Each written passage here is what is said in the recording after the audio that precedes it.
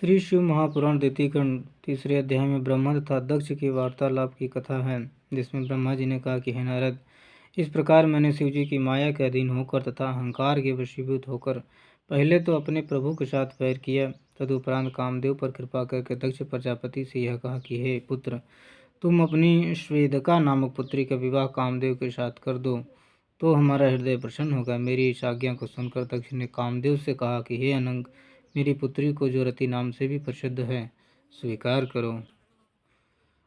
करो और प्रसन्नतापूर्वक तीनों लोकों पर विजय प्राप्त करते रहो।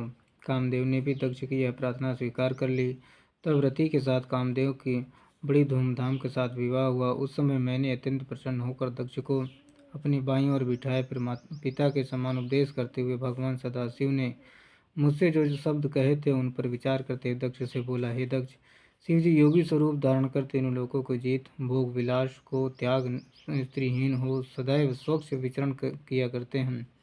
अपनी दसों इंद्रियों पर विजय प्राप्त कर वे स्वाधीन बने हुए हैं। अतः तुम ऐसा उपाय करो जिससे शिव जी सांसारिक रीति के अनुसार अपना विवाह कर ले। ऐसा हो जाने पर हम निश्चिंत हो जाएंगे। शिव जी ने तुम्हें भी बहुत धिक्कार दिया है और अपने बड़प्पन के अहंकार से भरकर किसी को कुछ नहीं समझा है। यदि विष्णु ने हमसे ऐसा कहा होता तो हम कुछ भी बुरा नहीं मानते।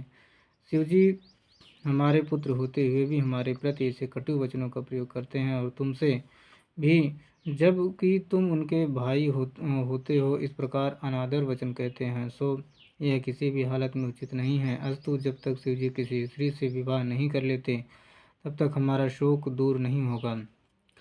अब सोचने की यह बात है कि संसार में ऐसी कौन सी स्त्री है जिसके ऊपर शिव जी मोहित हो जाएं और उससे अपना विवाह कर लें तथा वह स्त्री शिव जी की सारी चतुराई को दूर कर दें।